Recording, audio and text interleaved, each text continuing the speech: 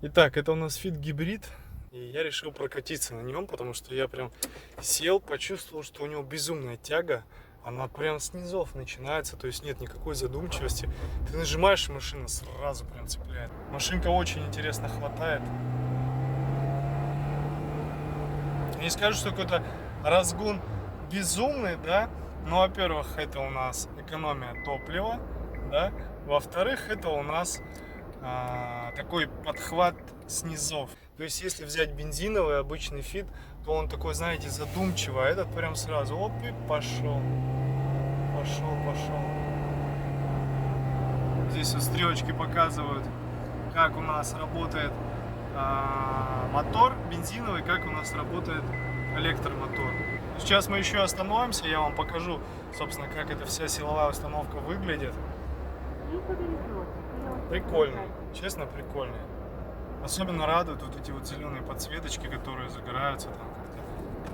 Здесь вот информация показывает нам, компьютер информацию нам показывает о том, какой расход на бензине, как зарядилась батарейка. Ну, тут надо немножечко подумать, посмотреть, прежде чем действительно поймешь, что же это все обозначает. Ну и вот, смотрите, прикольная тема. Я немного прокатился, машина зарядилась. Я только отпускаю тормоз, либо кручу руль. Но нет, руль кручу, она не реагирует, а вот тормоз отпускаю, она раз завелась, поехала сразу. Оп. Тормоз зажал, сейчас заглохнет. Honda Fit Hybrid 2010 год. Это безумно экономная машина, просто безумнейшая экономия. Реальный расход ее может быть достигнут в районе там 3,5-4,5 литров на 100 километров, чтобы вы понимали. Но это как бы вообще мало, это прям вообще охренеть как мало. Здесь не такой прям полноценный гибрид, а здесь вот такая вот установка, которая называется Integrated Motor Assist, IMA, да, сокращенно. Ее придумала Honda, я пробовала, и она ее попробовала изначально на Honda Insight. Вот, тесты удались удачно, все четко произошло, и вот они решили попробовать на гибриде эту всю установку применить.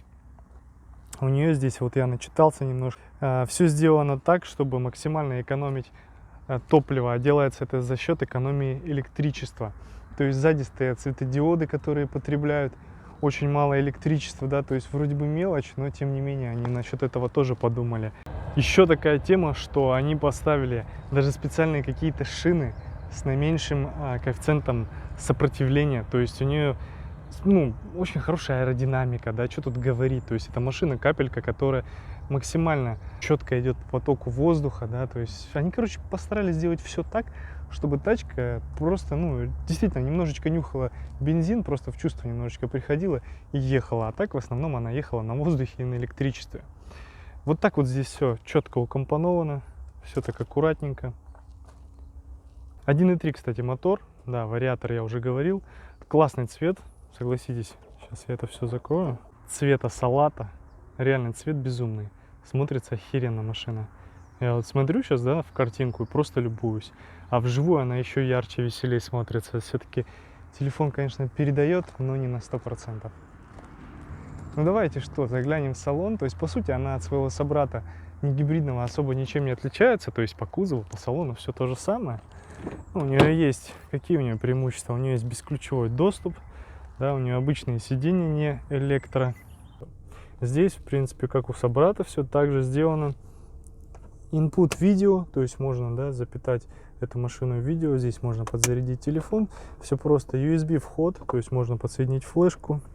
Здесь вот не такой, ну, такой вот небольшой подлокотничек. Все минималистично в таком стиле. Ну, мультируль, конечно, классный. Мультируль у Honda, вот вообще Honda руль бомба. Бомба по мне этот руль, не знаю. Напишите в комментариях, вам нравится или нет. Может, я ошибаюсь, конечно, но в вкусах трудно спорить.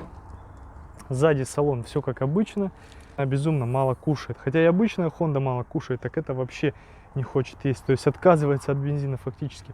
Багажник. Вот вроде бы машинка маленькая, но посмотрите, багажник неплохой. Он реально неплохой, и я не говорю уже о том, что мы можем... Ну что вы, господа, друзья, сиденья. А что они не хотят откидываться? Надо немножечко назад. Вот так. То есть я уж не говорю о том, что мы можем сделать вот так. То есть если убрать подголовники, то можно прям вообще откинуть сиденье. У вас будет просто охренительно огромный багажник в безумно маленькой машинке. Снаружи, по крайней мере, она так кажется. Шильдик гибрид. По поводу болячек, каких-то поломок, там, знаете, и всего остального. Ну вот по этой машине, я считаю, это вообще не объективно говорить.